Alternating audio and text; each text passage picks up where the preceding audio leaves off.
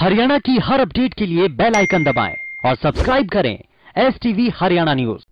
नमस्कार, मैं अनामिका अजय मिश्रा। कोरोना का कहर शहर दर शहर बढ़ता जा रहा है। बीते कई दिनों से देश में 3.5 लाख से ऊपर मामले सामने आ रहे हैं। आज भी आंकड़ा 3,52,000 को पार कर गया। वहीं अभी भी देश के कई अस्पतालों में मरीज ऑक्सीजन के लिए तरस रहे हैं। ऐसे में एक सवाल रह रहकर सभी के दिमाग में आ रहा है कि क्या देश को फिर से एक कंप्लीट लॉकडाउन की जरूरत है। रिपोर्ट देखिए।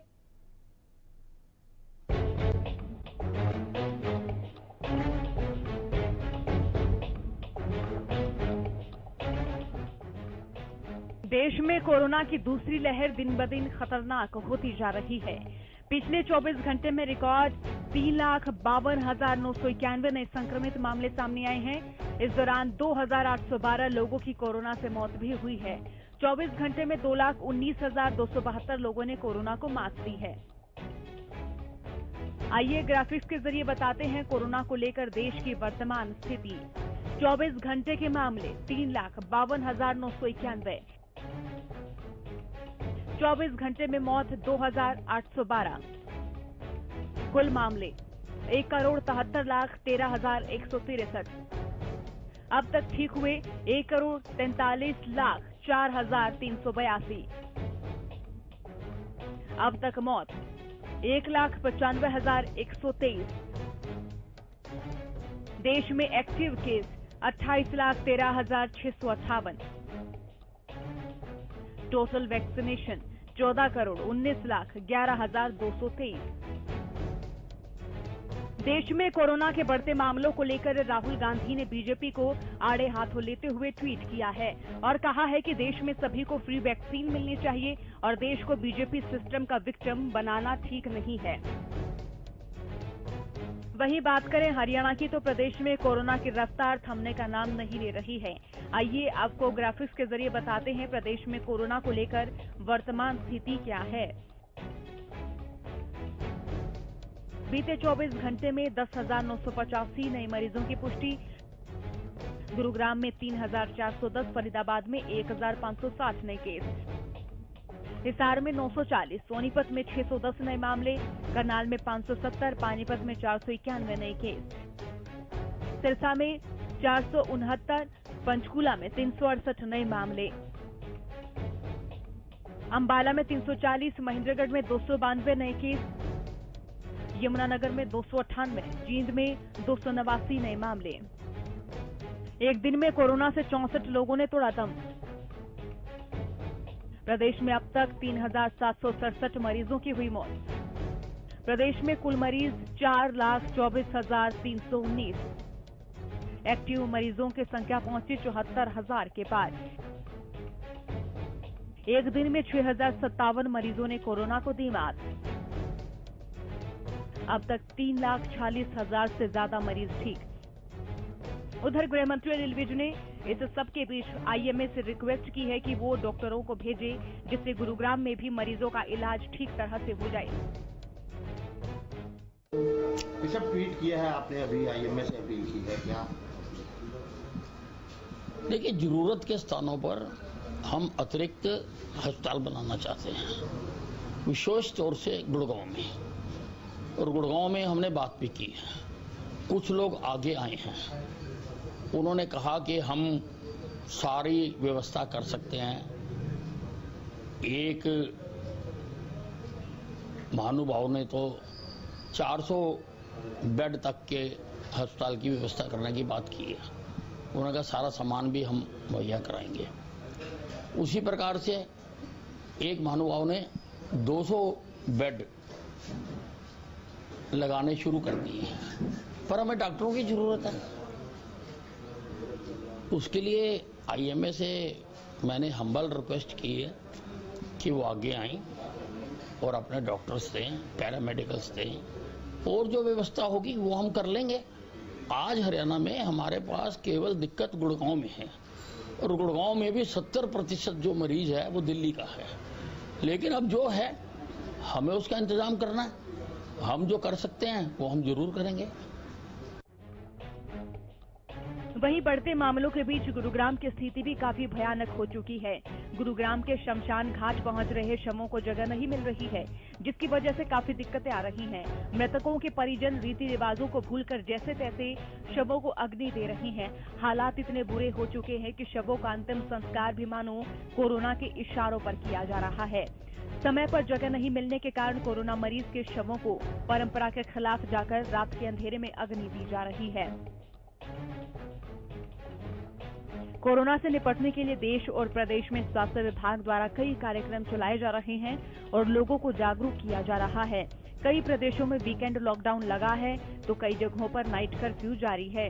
इसी को लेकर दिल्ली ने अपने लॉकडाउन के समय को और 1 हफ्ते के लिए बढ़ा दिया है। ऐसे में विशेषज्ञों का यही अंदाजा है कि लॉकडाउन ही कोरोना के ताबूत में आखिरी कील साबित होगा। Bureau report, Haryana news.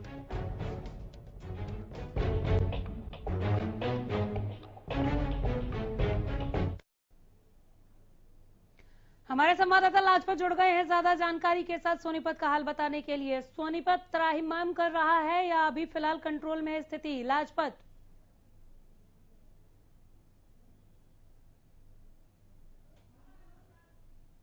Delhi के नजदीक, और जैसा दिल्ली के नजदीक होना तो लगातार जैसे कोरोना के पेशेंट बढ़ना, ये कहीं ना कहीं चिंता का विषय है। लगातार बात करें तो जो जिला सोनीपत में एक के बाद एक मौत हो रही है, जैसे कि 123 लोगों की मौत हो चुकी है और कोरोना पेशेंट बढ़ते हुए नजर आ रहे हैं। ऐसे में स्वास्थ्य विभाग की टीम के सामने काफी बड़ी चुनौती है। स्वास्थ्य विभाग की टीम के सामने चुनौती इसलिए कि जो स्वास्थ्य विभाग की टीम है, जिसको कोरोना योद्धा कहेंगे, लगातार अपने प्रयास में है कि लोगों की जान बचाई जाए।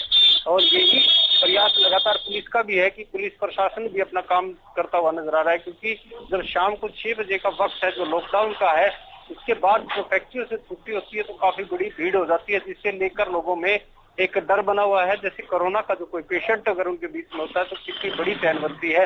सोनीपत के अंदर जो अलग अलग स्टेट से जो लोग हैं, जो फैक्ट्री में मजदूर हैं, कमाने खाने के लिए आए थे, उनके अंदर भी ये बीमारी फैलती हुई नजर आ रही है, क्योंकि वो अलग अलग स्टेट में अब यहाँ से फ्लाइंग कर रहे हैं, बसों में भर भर कर यहाँ से जा रहे हैं। ये काफी चिंता का विषय है कि सोनीपत दिल्ली के नजदीक होना और लगातार पेशेंट बढ़ना और मौतों के आंकड़े बढ़ना, तो ये काफी चिंता का विषय है। और सबसे बड़ी बात, अनामिका जो दिल्ली की दहलीज पर किसान बैठे हुए हैं, उन्होंने साफ इनकार कर दिया है टेस्टिंग के लिए। जो वैक्सीन के लिए सिर्फ कहा गया है कि जिसकी मर्जी है वो लगवा सकता है, लेकिन टेस्टिंग नहीं करवाई जा रही। धारा 144 जो लागू की गई है सोनीपत के अंदर, लेकिन देश के सबसे बड़े हाईवे पर जहाँ पर किसान बैठे हुए हैं वहां पर धारा नहीं लगाई गई है, थालगढ़ से कुंडली बॉर्डर तक। इसके अलावा जो शहर हैं या जो छोटे मोटी जो जगह हैं जहाँ पर बाजार हैं, वहां पर धारा 144 लागू कर दी गई है। और जो के औद्योगिक क्षेत्र है तो काफी माइनर लोग हैं, शाम को काफी भीड़ हो जाती है। ऐसे में जो अवैध मंडी है, जहाँ पर प्रशासन को सबसे पहले ध्यान देना चाहिए ताकि भीड़ ना बने और वहां पर कोरोना ना फैले। तो ये कहीं ना कहीं काफी बड़ी लापरवाही है प्रशासन की। इस पर जल्द से जल्द ठोस कदम उठाने होंगे, क्योंकि लगातार जैसे जैसे पेशेंट बढ़ रहे हैं वैसे वैसे समस्याएं बढ़ रही है। जैसे कि 2020 की जो लड़ाई थी वो कुछ, जब 2021 है वो काफी कठिन की लड़ाई है। 2020 की जो लड़ाई लड़ी गई थी क्योंकि लॉकडाउन किया गया था, तो उसके रखते हुए काफी समस्याओं पर हल हो गया था। तो 2021 है, 2021 में काफी पेशेंट बढ़ते हुए नजर आ रहे हैं। जैसे कि सोनीपत में आप अंदाजा लगा सकते हैं कि 123 लोगों की मौत होना और लगातार मरीजों का बढ़ना, तो ये चिंता का विषय है, क्योंकि दिल्ली बहुत नजदीक है। यहाँ से 70% जो लोग हैं वो दिल्ली जाते आते हैं और उस ऐसे में मरीज बढ़ रहे हैं। तो ये अनामिका काफी चिंता का विषय है। फिलहाल जो आंकड़े हैं जरा उन पर भी एक नजर दौड़ाते हुए लोगों को अपडेट करें, आपके आंकड़े क्या हैं और अस्पतालों में बेड्स बढ़ाए जाने की स्थिति को लेकर आप किस तरह की चीजें देख रहे हैं? बेड्स बढ़ रहे हैं क्या? ऑक्सीजन की आपूर्ति को लेकर सोनीपत की इस वक्त जो ऑक्सीजन की मांग है वो कितने टन की है, कितना उनको मिल रहा है, कहीं कोई कमी तो नहीं? जी बिल्कुल, देखिए अभी स्वास्थ्य विभाग की टीम के पास सब चीजों की पूर्ति है, लेकिन आने वाला वक्त टाइट हो जाएगा, क्योंकि इस वक्त जो हालात सामान्य है और आने वाला वक्त टाइट इसलिए होगा कि जैसे जैसे पेशेंट बढ़ेंगे वैसे वैसे समस्या बढ़ेगी और जो कोरोना के पेशेंट है वो लगातार बढ़ेंगे। तो ये काफी चिंता का विषय हो जाएगा, क्योंकि औद्योगिक क्षेत्र काफी बड़ा है और किसान आंदोलन भी काफी बड़ा है। तो आप अंदाजा लगा सकते हैं कि जो गाँव के आंचल हैं उनमें भी बीमारी फैलती हुई नजर आ रही है, क्योंकि दिन में गर्मी होती है, रात को ठंड होती है। तो जो गांव के आंचल हैं जिनमें गंदगी ज्यादा है, तो उसमें डेंगू और मलेरिया के मच्छर पनपते हैं तो वो काटते हैं तो उनसे बुखार हो जाता है और फिर वो कोरोना की चपेट में आते हैं। तो ये काफी चिंता का विषय है। गांव के आंचल के जो मौजूद चाहिए या आने वाला वक्त और भी टाइट होगा, क्योंकि गांव में अगर ये बीमारी फैलती है तो आप अंदाजा लगा सकते हैं कि कितने ज्यादा मौत के आंकड़े बढ़ेंगे, क्योंकि जैसे जैसे समय बढ़ रहा है और वैसे वैसे ही आंकड़े बढ़ रहे हैं। अभी तक जो टोटल आंकड़े जो हैं वो काफी हो चुके हैं। जैसे कि आज के ताजा मामले हैं जो 600 से अधिक जो मरीज हैं, आप अंदाजा लगा सकते हैं कि इतने ज्यादा मरीज होना, तो ये कहीं ना कहीं चिंता का विषय है। बहुत शुक्रिया आपका, बहुत धन्यवाद लाजपत इस तमाम जानकारी के लिए। झज्जर से रमाकांत जुड़ गए हैं। रमाकांत, झज्जर का हाल बताएं, कोरोना की चपेट में लोग किस तरह से बचाव, किस तरह से इलाज उन तक पहुंच रहा है? कल ही झज्जर के उपायुक्त जितेंद्र दहिया मुखातिब हुए और उन्होंने साफ तौर पर कि लगातार झज्जर में जो कोरोना के आंकड़े वो लगातार बढ़ रहे हैं, जिससे कहीं ना कहीं आम लोग उसके लिए पूरी तरह जिम्मेवार है। झज्जर की आप सब्जी मंडी में चले जाए, झज्जर के बस स्टैंड पर चले जाए, वहां पर आमतौर पर जो लोग हैं बिना मास्क, बिना सोशल डिस्टेंसिंग आपको दिखाई दे सकते हैं। हालांकि बाजारों में अब पुलिस राइडर घूमने लगे हैं और लोगों के चालान काट रहे हैं।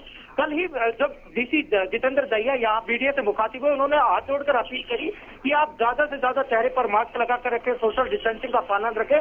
हम कोरोना की लड़ाई को पहले भी हरा चुके हैं, अब फिर से हम कोरोना की इस जंग को हरा देंगे। अगर आंकड़ों की बात करें तो कल ही झज्जर में कोरोना के 217 मामले सामने आए और 146 मामले ठीक होकर अपने घर लौटे। और एक्टिव मामले की बात करें तो 1096 एक्टिव मामले हो चुके हैं, जिसमें से 960 लोगों को होम आइसोलेट किया गया है, वहीं 136 लोगों को अस्पताल में आइसोलेट किया गया है। सीएमओ संजय दहिया से जब हमारी बात हुई तो उन्होंने साफ तौर पर कहा जो लोग भी होम आइसोलेट है उनको बेहतर सुविधाएं दी जा रही है, ऑक्सीजन समय पर चेक किया जा रहा है, उनको दवाइयां बेहतर दी जा रही है और अस्पतालों में जो मरीज हैं उनके लिए पूरी तरह से प्रॉपर ऑक्सीजन है, वेंटिलेटर है और बेड की सुविधा है।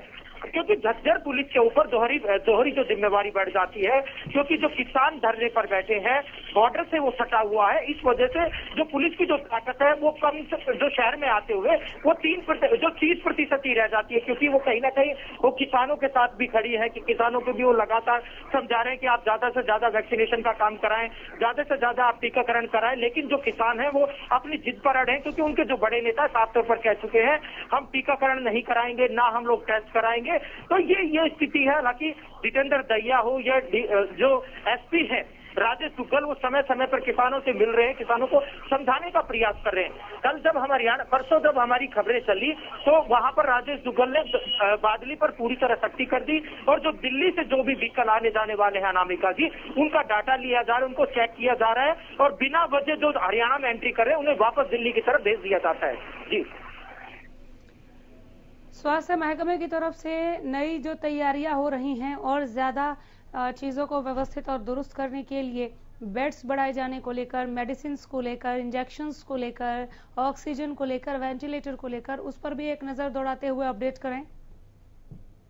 कल हमारी सीएमओ संजय दहिया हो या जितेंद्र दहिया हो, वो दोनों से सीएमओ संजय दहिया हो या जितेंद्र दहिया हो, उन दोनों से हमारी बात हुई तो उन्होंने साफ तौर पर कह दिया हमारी प्राइवेट हॉस्पिटलों से बात चल रही है या प्राइवेट जो शिक्षण संस्थान है उन्हें समय पर हम लोग बेड्स कर देंगे। यहाँ पर वर्ल्ड कॉलेज है, वर्ल्ड कॉलेज को भी हायर कर लिया गया है, तो वेंटिलेटर की पुख्ता इंतजाम है, ऑक्सीजन का पुख्ता इंतजाम है। उन्होंने कहा कि रोमर फैलाने की कोई आवश्यकता नहीं है, हमारे जिले में पुख्ता तैयारियां हैं, अगर बेड्स बढ़ाने होंगे तो बेड्स भी बढ़ा दिए जाएंगे।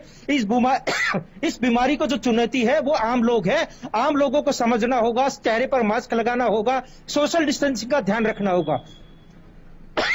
बिल्कुल, और ऐसे में लोगों के चालान कटते हुए आप देख रहे हैं क्या, जो इन चीजों को फॉलो नहीं कर रहे हैं। एक बात, दूसरी बात, आपने जो शुरू में कहा कि कई जगह ऐसे हैं जहां लोग मास्क नहीं पहन रहे हैं, पुलिस के राइडर वहां पर उतर गए हैं और उन लोगों के चालान वहां पर हो रहे हैं। चालान के साथ साथ क्या ये ज्यादा जरूरी नहीं हो गया है क्या कि जब सरकार के आदेश हैं उपायुक्तों को कि अगर आप जरूरी समझें, लोग नहीं मान रहे हैं और मामले बढ़ रहे हैं तो आप 144 लगा दीजिए। 144 को लेकर किस तरह की स्थिति देख रहे हैं? रमाकांत, आपकी तबीयत ठीक है? माफ कीजिएगा, आप ठीक हैं? हाँ मैं ठीक हूँ ना। अगर आप चाहें तो हम मैं आपको बता दूं कि कल जी मैं पूरी तरह फिट हूँ। नहीं, मैं पूरी तरह स्वस्थ हूं और बिल्कुल मैं बात करने के लिए तैयार हूं। मैं आपको बता दूं कि जो शाम को 6 बजे का जो लॉकडाउन था पूरी तरह सख्ती से तैयारियां कराई गई है। राजेश दुग्गल खुद मॉनिटरिंग कर रहे हैं। डीएसपी यहां पर मौके पर मौजूद होते हैं। वो बाजारों में घूमते हैं, जहां बाजारों में भीड़ होती है उन लोगों को रोका जाता है। जो चेहरे पर मास्क नहीं लगा के रखते हैं उनके चालान किए जा रहे हैं। दुकानदारों को हिदायत दी जाती है, अगर आप लोग कानून नहीं मानेंगे और 6 बजे के बाद भी अगर आपकी दुकान खुली होगी तो उस दुकानों को सील कर दिया जाएगा। हालांकि जो जनरल स्टोर है या दूध दही की जो दुकानें वो लोगों को खोलने का जो अनुमति है या मेडिकल स्टोर है, उसके अलावा जो भी दुकान खुली मिलती है उन दुकानदारों को हिदायत दी जाती है। दुकान का भी चालान सख्ती से किया जा रहा है। नामिका जी, बहुत शुक्रिया रमाकांत, इस तमाम जानकारी के लिए धन्यवाद आपका। ऐसे ही नजर बनाए रखिए और अपना बहुत ख्याल रखिए। हिम्मत की दाद देती हूं कि ऐसे मुश्किल घड़ी में भी जहां पे लोग भी मूर्खता दिखा रहे हैं, ना सोशल डिस्टेंस को फॉलो कर रहे हैं, ना मास्क पहन रहे हैं, वहां पर आप लगातार रिपोर्ट कर रहे हैं, अपडेट पहुंचा रहे हैं ताकि झज्जर के लोगों तक सही और सच्ची खबरें पहुंचे, लोग अपना बचाव कर सके। नजर बनाए रखें आप, और इसी तरह से और जगहों का भी हाल आपको बताएंगे। फिलहाल जो तैयारियां चल रही हैं प्रदेश सरकार की तरफ से, उसका भी जिक्र कर देते हैं। स्वास्थ्य मंत्री अनिल विज ने आईएमए से एक अपील की है, बड़ी अपील की है। कहा है कि हम जरूरत की जगहों पर, जहां ज्यादा जरूरत है, उन जगहों पर अस्पताल बनाना चाह रहे हैं। सरकार ऐसा चाह रही है। कुछ लोग आगे भी आए हैं 400 बेड 200 बेड के अस्पताल को बनाने के लिए, मदद करने के लिए, लेकिन इसके लिए हमें पैरामेडिकल स्टाफ और डॉक्टर्स की जरूरत पड़ेगी। तो आईएमए से अपील करते हुए स्वास्थ्य मंत्री अनिल विज ने कहा है कि आप हमें प्लीज डॉक्टर्स और पैरामेडिकल स्टाफ उपलब्ध करा दीजिए, ताकि गुरुग्राम जैसे शहरों में जहां ज्यादा मामले बढ़ रहे हैं वहां पर हम नए अस्पताल खोल सके। जिन लोगों ने आगे खुद हाथ बढ़ाया है कि हम 400 बेड 200 बेड अस्पताल बनाने में सरकार की मदद करना चाह रहे हैं, हम चाहते हैं कि इस मौके को एक अवसर के रूप में बदलकर, इस आपदा में एक अवसर के रूप में बदलकर उन अस्पतालों को लोगों के सुपुर्द किया जाए जहां पर वो अपना इलाज करा सके। फतेहाबाद का हाल बताने के लिए हमारे संवाददाता अजय मेहता जुड़ गए हैं ज्यादा जानकारी लिए हुए। फतेहाबाद में क्या हालात हैं? कोरोना का कहर बरप रहा है या स्थिति कंट्रोल में? अजय। अनामिका, बिल्कुल बताना चाहूंगा कि फतेहाबाद के अंदर जो कोरोना के हालात दिन भर दिन जो है बदतर होते जा रहे हैं। फतेहाबाद में बीते 24 घंटे की अगर बात करते हैं तो बीते 24 घंटे के अंदर 8 लोगों की जान जो है कोरोना से गई है और लगभग 250 केसेस जो है नए आए हैं। तो अभी इस वक्त जो है 2000 से अधिक केसेस हैं, अभी भी एक्टिव है, पड़े हुए हैं अलग अलग आइसोलेशन वार्ड के अंदर, आइसोलेशन होम के अंदर। और इसके अलावा बड़े पैमाने पर जो अभी भी जो है सैंपलिंग की जा रही है और बहुत सारे जो रिजल्ट अभी पेंडिंग पड़े हुए हैं।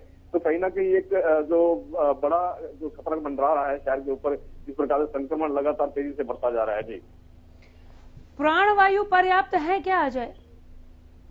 हाँ बिल्कुल, देखिए कल इस मामले को लेकर के जो एक जिला अधिकारियों की बैठक भी हुई थी, उनकी तरफ से ये कहा गया है कि हमारे पास जो फतेहाबाद डिस्ट्रिक्ट हेडक्वार्टर के ऊपर और पूरे जिले के इसको सप्लाई करने के लिए ऑक्सीजन की पर्याप्त व्यवस्था है और ऐसी व्यवस्था भी की गई है कि अगर कहीं कमी होती है तो हिसार वेयर हाउस से मंगवाई जा सकती है। इसके अलावा यहाँ नोडल अधिकारी नियुक्त किए गए हैं जो हर मूवमेंट पे ऑक्सीजन की हर मात्रा के ऊपर नजर रखेंगे। अगर कहीं कमी नजर आती है तो तुरंत उसकी अवेलेबिलिटी सुनिश्चित की जाएगी। जी, रेमडेसिविर और दूसरे तमाम तरीके की जो दवाइयां हैं, जो दूसरे उपकरण हैं जो कोरोना इलाज में सहायक हैं, उनको लेकर कैसी व्यवस्था आप देख रहे हैं? मरीजों तक जरूरत की चीजें वक्त पर पहुंच रही हैं कि नहीं पहुंच रही? डॉक्टर्स की संख्या, पैरामेडिकल स्टाफ की संख्या, किन किन शिफ्ट में ये काम कर रहे हैं? क्योंकि इनकी जानों को बचाया जाना भी हमारे लिए उतना ही महत्वपूर्ण है। जब ये होंगे तो हमारा इलाज होगा। हाँ बिल्कुल अनामिका, देखिए जो मेडिकल और पैरामेडिकल स्टाफ है इनके एक रोस्टर के हिसाब से ड्यूटियां लगाई गई हैं। एक पर्टिकुलर रोस्टर है 6 से 8 घंटे का, उसके हिसाब से जो है इनकी ड्यूटी लगी हुई है और ये 6 से 8 घंटे ड्यूटी करने के बाद शिफ्ट चेंज करते हैं। साथ ही ये बताना चाहूंगा जो आयुर्वेदिक डॉक्टर हैं, जो आयुष डिपार्टमेंट से हैं, उनकी भी कोविड ड्यूटी लगा दी गई है। साथ ही जो रेमडेसिविर इंजेक्शन और तमाम जो कोरोना के अंदर सहायक जितनी भी दवाएं हैं उनका पर्याप्त स्टॉक किया गया है। कल इस मामले में एक बैठक के अंदर बताया गया है कि फतेहाबाद में रेमडेसिविर की जो है अवेलेबिलिटी जो है यहाँ अब जिला ड्रग ऑफिसर के पास अवेलेबल है और 20 जो वॉयल है इस वक्त जो है जिला जीएच के ऊपर मतलब जनरल हॉस्पिटल में है। इसके साथ साथ ड्रग कंट्रोलर के कंट्रोल के अंदर है और प्राइवेट अस्पताल को उसकी आवश्यकता के अनुसार सप्लाई भी किया जा रहा है। कल जो है लगभग 57 जो है रेमडेसिविर की वॉयल्स जो है सप्लाई प्राइवेट हॉस्पिटल में सप्लाई किया गया था। जी अजय, बेड्स की संख्या को बढ़ाए जाने की दिशा में कुछ आप कदम देख रहे हैं क्या? कोई ऐसा स्टेप जो आपको दिख रहा हो? बेड्स का जब मैं जिक्र कर रही हूं, जब मैं बेड्स की बात कर रही हूं, तो ऑक्सीजन बेड्स की मैं बात कर रही हूं, मैं वेंटिलेटर की बात कर रही हूं, मैं अस्पतालों में जगहों की बात कर रही हूं। कहीं ऐसा तो नहीं फोन करने पर यह कहा जा रहा है कि सीट खाली नहीं है?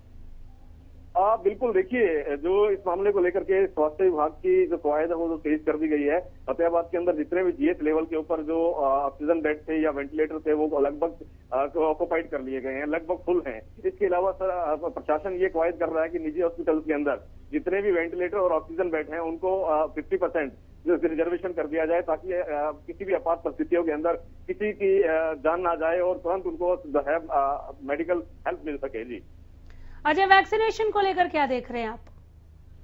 वैक्सीनेशन की अगर बात की जाती है अनामिका, तो वैक्सीनेशन की गति बहुत धीमी है। हालांकि जो अभी जिस प्रकार से संक्रमण की दर बढ़ी है, तो उस लिहाज से जो लोगों के अंदर एक डर और एक खौफ पैदा हुआ है, उसको देखते हुए लोगों के अब जो लोग हैं खुद भी पहुंच रहे हैं वैक्सीनेशन सेंटर के अंदर। लेकिन अभी जो उसकी अगर हम रेशो की बात की जाए तो रेशो बहुत कम है लोगों की। लोगों के अंदर अभी भी एक भ्रांति है कि एक डर है कि कहीं वैक्सीन लेने के बाद किसी प्रकार का कोई और जो है कॉम्प्लिकेशन ना हो जाए। इसको लेकर के अभी भी लोग अवेयर नहीं है। लेकिन अगर तुलनात्मक दृष्टिकोण से देखा जाए तो लोग कहीं ना कहीं अभी पहुंचने शुरू हुए हैं। जी 1 मई से 18 वर्ष से ऊपर के लोगों को, जो 18 साल के हैं और 18 वर्ष से ऊपर के लोगों को वैक्सीन देनी शुरू कर दी जाएगी।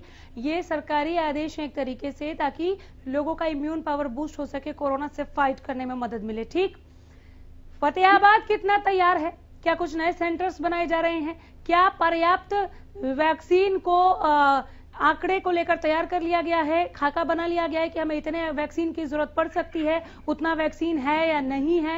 ये वैक्सीनेशन 1 मई से कैसे होगा? नामिका, बिल्कुल इस चीज को मैं एक चीज बताना चाहूंगा कि इसको जो 1 मई से 18 साल से ऊपर के लोगों को जो वैक्सीनेशन दिया जाना है, वैक्सीनेशन दी जानी है, उसको लेकर के स्वास्थ्य विभाग एक खाता तैयार कर रहा है, जिसके तहत सबसे पहले ये सुनिश्चित किया जाना है कि कितने लोगों को कितने दिन के हिसाब से कितनी वैक्सीन दी जानी है। उस हिसाब से जो है यहाँ स्टॉक किया जा रहा है वैक्सीनेशन का, जो वॉइस का। इसके साथ साथ एक यहाँ जो बात की जाए डिजिटाइज करने की, जो बच्चों एक जो 18 साल से बड़े बच्चे या 18 साल से बड़े लोग जो हैं उनकी वैक्सीनेशन को लेकर के जो आंकड़ा है वो भी कहीं ना कहीं एक टेंटेटिव आंकड़ा सरकार की तरफ से और प्रशासन की तरफ से तैयार कर दिया गया है कि एक मोटे तौर पे जो है लोगों को 1 दिन के अंदर वैक्सीनेशन दी जानी है। साथ ही बताना चाहूंगा फतेहाबाद डिस्ट्रिक्ट के अंदर ऑलमोस्ट 100 के आसपास जो है वैक्सीनेशन सेंटर हैं, जिनमें छोटे बड़े पीएचसी, सीएचसी और जीएचसी शामिल हैं। इसको लेकर के कवायद तो तेज है, लेकिन आने वाला जो 1 तारीख है ये बताएगा कि सरकार के दावे और प्रशासन की तैयारियां कितनी फलीभूत होती है। अनामिका, बहुत शुक्रिया अजय, ऐसे ही नजर बनाए रखिए। बहुत बेहतरीन जानकारी आपने दी, ऐसे ही अपडेट पहुंचाते रहिए।